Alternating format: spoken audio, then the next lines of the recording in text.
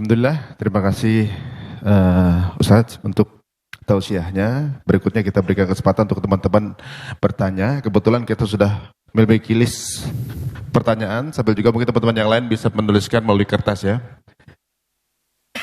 Yang pertanyaan yang pertama dari akhwat ini, Marcella Simon. Di sebelah mana posisinya? Marcella Simon.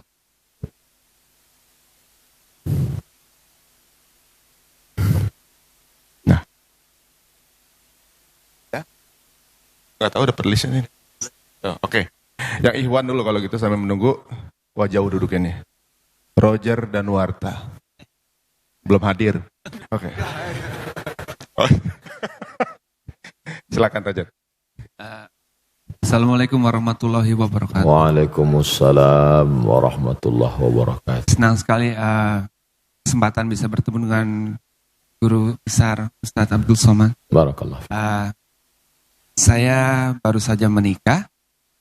Saya berharap bisa mendapatkan nasihat sedikit mengenai pernikahan, baik yang baru menikah maupun teman-teman yang sudah lama menikah.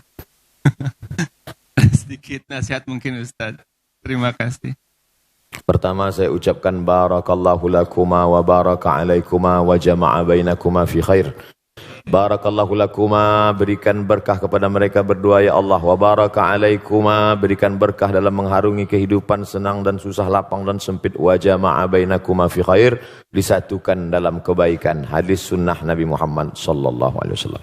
Pertama, mesti difahami bahwa karena jodohlah engkau bertemu, bukan karena bertemu lalu berubah menjadi jodoh. Karena bertemu lalu berjodoh atau karena ada jodoh maka bertemu? Karena ada jodoh maka bertemu. Berapa banyak orang yang bertemu tapi tak berjodoh? Berapa banyak orang yang berjodoh baru sekali bertemu langsung jadi? Tapi jangan gara-gara ini lalu tidak usaha. Nah, ini yang jomblo-jomblo besok nyantai aja. Nanti nggak ada usaha.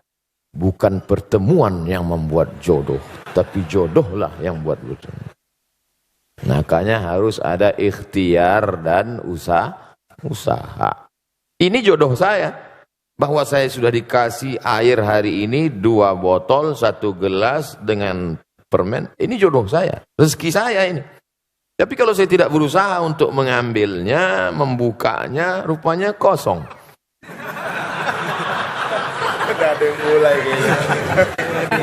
Harus ada ikhtiar. Allah kasih mata, Allah kasih telinga, Allah kasih tenaga, Allah kasih kudrat kemampuan, Allah kasih iradat kehendak. Maka gunakanlah potensi yang ada. Maka pahamilah wahai saudaraku bahwa kalian dipertemukan oleh Allah Subhanahu wa ta'ala. Ini banyak orang sekarang salah jawab. Mas, iya, itu istrinya? Iya. Ketemu di mana? Salah sambung. Maka sejak hari ini katakanlah, aku tak pernah mencari dia, dia tak pernah mencari aku. Allah yang sudah mempertemukan kami. Gitu. Walaupun udah tua, nggak apa-apa. Setelah yakin bahwa itu adalah skenario kehendak Allah. Yang kedua, khuliqatil mar'atu min dhila'. Perempuan itu diciptakan dari tulang rusuk yang bengkok. Wajuha a'laha. Tulang rusuk yang paling bengkok, yang paling atas. Tulang rusuk yang paling bengkok, yang paling atas. Idza akhazta aqamtaha kasartaha. Kalau kau paksa harus lurus, dia patah. Perempuan ini tulang rusuk yang bengkok. Kalau kau paksa lurus, patah dia. Tapi kalau kau ikut, kau jadi bengkok. Kan susah itu.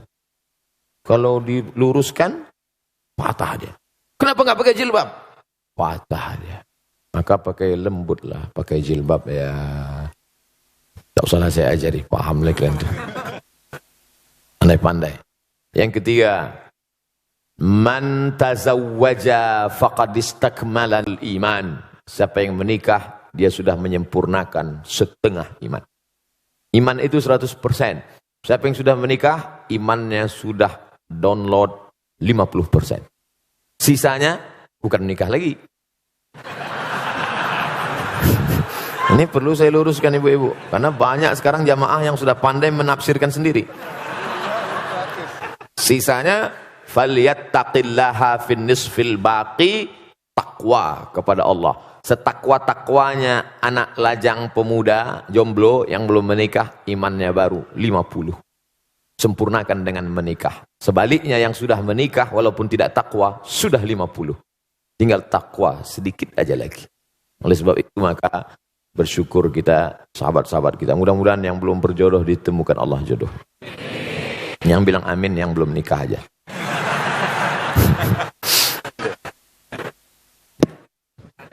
Masih ada. Ini baru 3. Yang keempat, dulu ketika engkau sendirian, wahai saudaraku, yang kau urus solatmu saja, yang kau urus jilbabmu saja.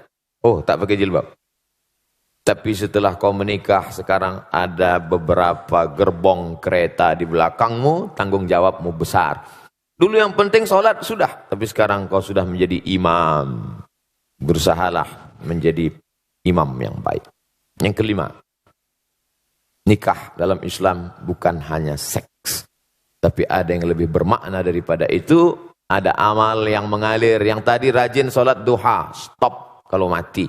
Yang rajin baca zikir doa, habis kalau mati. Tapi yang menikah ada amal yang tidak mati. Waladun salihun, anak yang soleh. Mudah-mudahan dari kalian berdua dan yang lain-lain diberikan Allah anak-anak yang soleh dan soleh. Amin. Ya Rabbal Alamin. Baik. Ya, alhamdulillah. Waktu Cut menikah, belum menikah, berjilbab sendiri ya. Sejak ada Roger, mungkin Roger bisa ikutan. Berikutnya pertanyaan, Amar. Waduh. Udah ubanan, Mar. Iya, ini udah ubanan nih. Udah ubanan ya, Mar. Dewasa banget ya. Assalamualaikum warahmatullahi wabarakatuh. Waalaikumsalam. Selamat pagi Pak Ustadz. Selamat pagi semuanya. Ketemu lagi kita Pak Ustadz. Kemarin saya pernah bertanya sama Pak Ustadz. Ya. Dan saya tidak pernah bosan untuk bertanya lagi sama Pak Ustadz. Baik. Saya tertarik sekali dengan ceramah Pak Ustadz barusan yang tentang ngerusak diri fisik maupun metafisik. Dan saya mengakui juga dulu, ini juga untuk menjadi contoh untuk semua saudara-saudara di sini. Saya mengakui kalau saya tidak berdaya dengan adiksi saya. Waktu itu saya belum pernah melihat, mendengar, dan salah pergaulan. Hingga saya tiba-tiba ditarik oleh pihak yang berwenang. Dan sampai situ saya mulai belajar dan sekarang saya menemu istri saya yang paling cantik, yang sedang hamil, kembar, doain semoga anak kami semoga sehat. Amin. Amin. Amin. Ya Rabbal Alamin. Dan pertanyaannya adalah, adakah ilmu atau aturan Pak Ustadz agar kita tetap bisa istiqomah di jalan yang benar dan baik menurut Islam? Terima kasih. Assalamualaikum warahmatullahi wabarakatuh. Waalaikumsalam warahmatullahi wabarakatuh. Istrinya ada istrinya? Ya ini istri saya. Ada. Saya nyari istri saya kok. Kirain saya jadi istri saya, mana istri saya? Betul, Ustaz.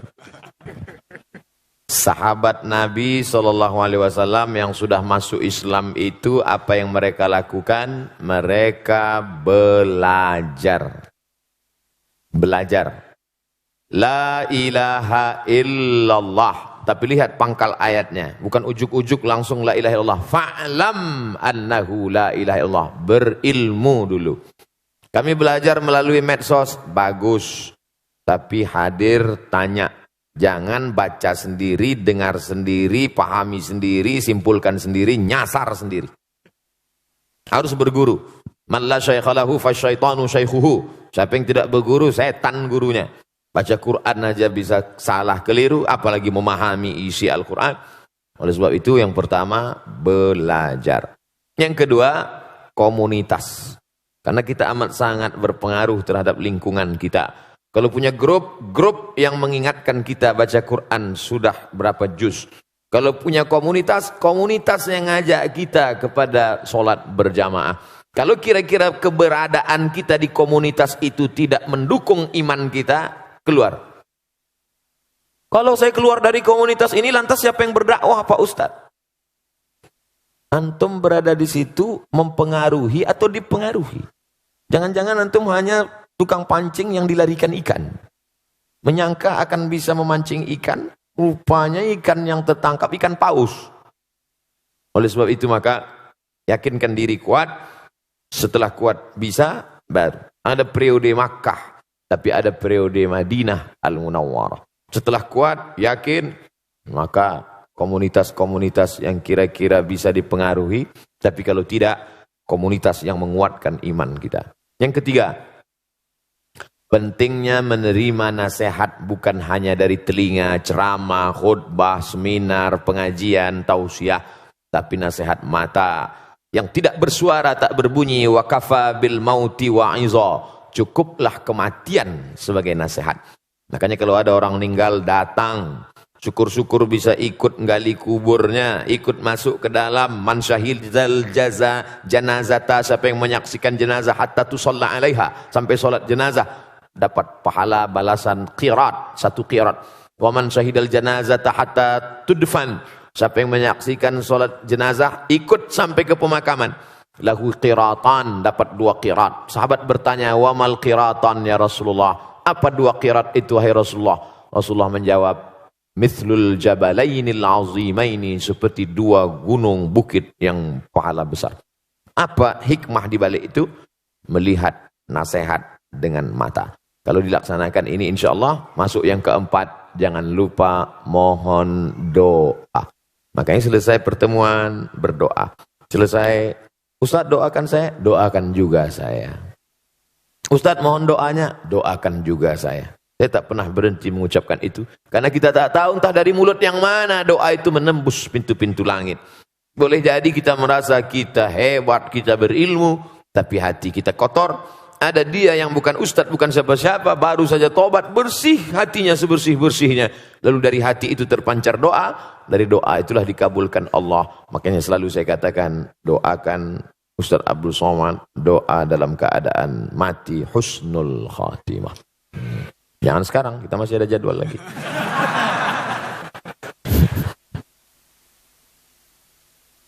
Yang berikutnya kita berikan kesempatan untuk teman-teman akhwat. Ini dari Mbak Marini Zumarnis. Monggo Mbak. Mbak Marini Zumarni.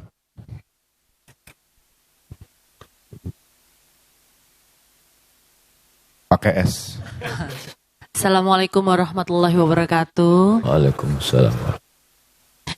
Pak Ustadz, saya mau menanya. Saya kan sudah menikah sudah hampir 21 tahun. Dan anak saya juga sudah dewasa. Nah, kita pada ibu-ibu, mungkin saya juga mewakili semua ibu-ibu di sini. Doa apa yang paling baik untuk supaya anak kita dan semua keturunan kita itu soleh dan soleha. Karena memang kan tugas kita, anak-anak itu kan amanah buat kita. Jadi saya minta itu doanya Pak Ustadz. Doa apa yang paling baik dan kapan waktunya untuk supaya anak-anak kita dan keturunan kita menjadi soleh dan soleha. Assalamualaikum warahmatullahi wabarakatuh. Waalaikumsalam warahmatullahi wabarakatuh. Pertama, Rabbana hablana minas salihin. Kalau dalam bentuk tunggal sendiri, Rabbi habli minas salihin. Doa Nabi Ibrahim alaihissalam dikabulkan Allah, minta dapatlah Ishak dan Ismail. Yang kedua, doa Nabi Zakaria, lahirlah anak soleh juga bernama Yahya. Rabbana hablana min ladunka dzurriyyatan thayyibah. Yang ketiga, doanya Ibadur Rahman. Rabbana hablana min azwajina wa dzurriyyatina qurrata a'yunin waj'alna lil muttaqina imama. Yang keempat, bahwa aqrabu ma yakunul 'abdu min rabbih wa huwa sajid. Orang paling dekat dengan Allah ketika dia sedang bersujud. Tempatnya saat bersujud. Tapi ini ayat Al-Quran gak boleh dibaca waktu sujud. Saat itu posisinya bukan sebagai ayat, tapi sebagai doa. Perempuan maaf, dalam keadaan menstruasi tak boleh baca Quran. Tapi ketika posisinya sebagai doa, maka boleh dia baca. Contoh, naik kendaraan. Rabbana subhanalladzi sakhkhara lana hadza wa ma kunna lahu muqrinin wa inna ila rabbina lamunqalibun. Boleh dia baca. Karena saat itu posisinya bukan ayat tapi sebagai doa. Waktu yang paling afdal tahajud malam. Tahajud tidak bisa, duha. Duha tidak bisa, kapan Allah Ta'ala memperkenankan doa. Adab-adabnya menghadap ke arah kiblat. Kalau berwudu, baik. Didahului solat sunat, hajat 2 rakaat, amat sangat baik. Solat sunat dalam keadaan wudu, solat sunat berdoa kepada Allah. Bagus lagi berdoa dengan tawassul. Tidak membawa tangan hampa kosong, tapi ada yang disebut dalam doa. Hadisnya Sahih Bukhari tentang 3 orang yang terjebak di dalam gua. Tiba-tiba pintu gua tersumbat, tertutup. Lalu dia berdoa, ya Allah, aku pernah punya pembantu. Pembantuku itu pergi. Sebelum dia pergi, gajinya tidak diambil. Maka gajinya aku belikan kambing. Kambingnya beranak pinak, banyak. Tiba-tiba pembantuku itu datang, lalu aku panggil dia, hei pembantu, kemari. Ambil kambing-kambingmu ini semua, ambillah. Maka aku bermohon kepadamu, ya Allah, berkat kemuliaan sedekahku itu, bukakan pintu gua ini, terbuka. Itu dalil boleh berdoa menyebut amal bertawassul namanya. Ya Allah, berkat anak yatim yang kusekolahkan itu kemarin, walaupun cuma sebulan aja. Tapi jangan ditulis di medsos. Jangan kuat-kuat. Kadang ada juga orang berdoa ini biar dengar di sebelah. Ya Allah, berkat masjid yang kubantu 100 juta kemarin. Yang disebutkan. Yang kedua, orang dalam gua tadi berdoa, ya Allah, aku punya seorang ibu dan ayah. Setiap aku pulang membawa susu kambing ke rumah, istriku menangis belum makan, anakku meraung kelaparan, tapi ku tunggu ibu dan ayahku terbangun. Setelah mereka terbangun baru ku berikan. Kalau memang baktiku kepada engkau ini membuat doa terkabul, kabulkan doa, terbuka. Yang ketiga, ya Allah, aku tidak kaya seperti dia bisa bersedekah, dan aku tidak bisa berbakti karena orang tuaku sudah meninggal. Aku hanya melakukan satu, hampir melakukan perbuatan dosa, tapi tidak jadi karena takut kepadamu. Kalau rasa takut ini pun bisa membuat doa terkabul, bukakan pintu, terbuka pintu gua. Oleh sebab itu, berdoa ada waktunya, ada adabnya, dan dengan tawassul baik. Mudah-mudahan anak-anak kita dijaga, dipelihara dari perbuatan maksiat dan dosa. Baik. Baik, berikutnya kami berikan kesempatan untuk Teh Desi. Teh Desi Ratnasari.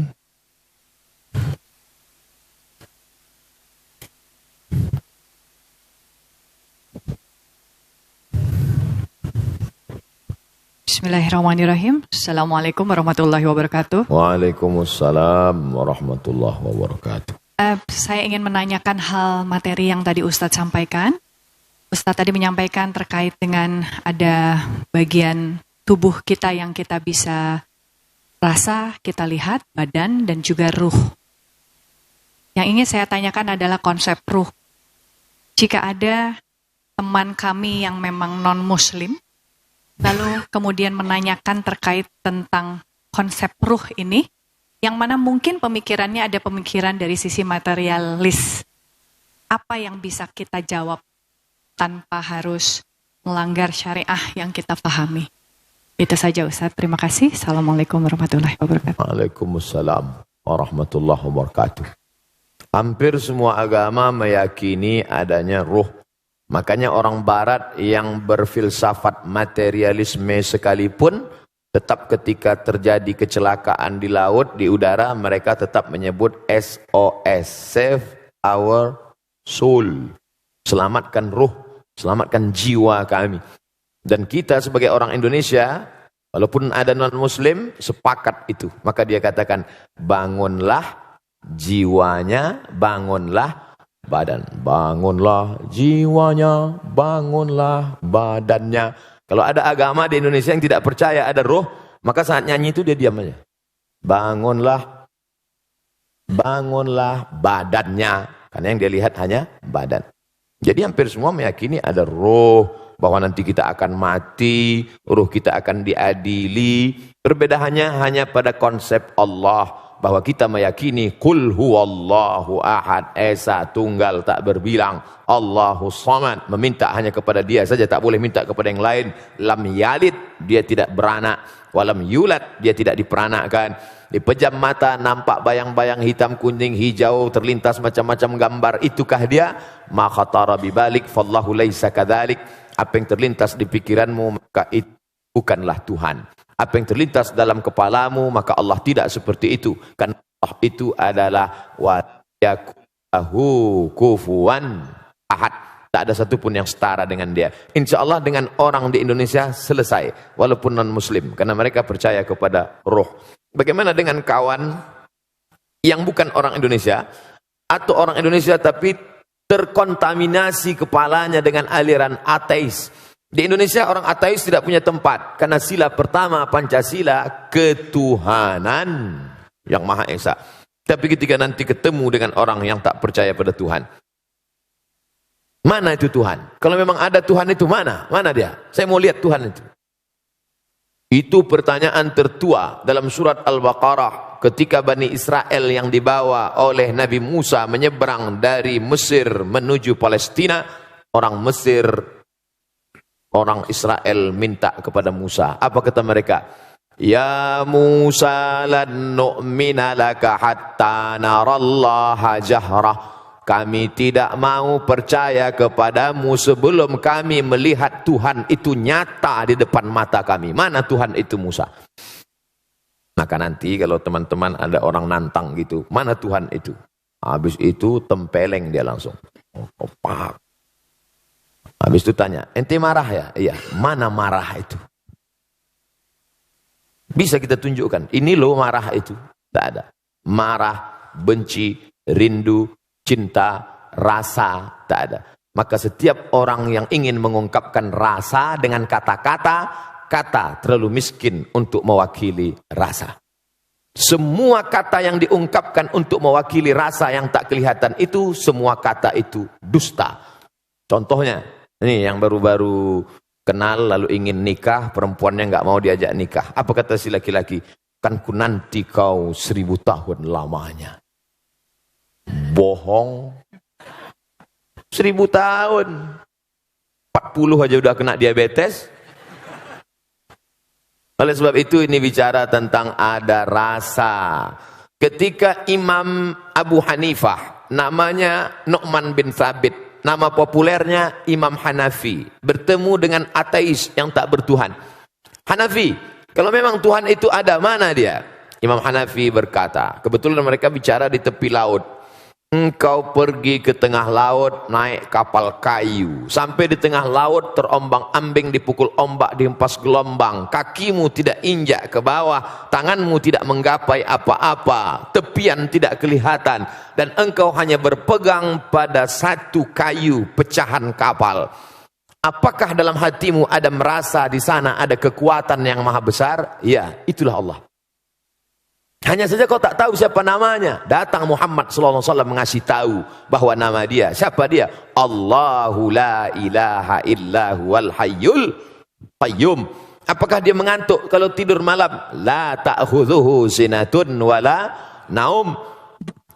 Apa harta punya Dia? Tuhan itu kaya. Lahu ma fis samawati wa ma fil ard.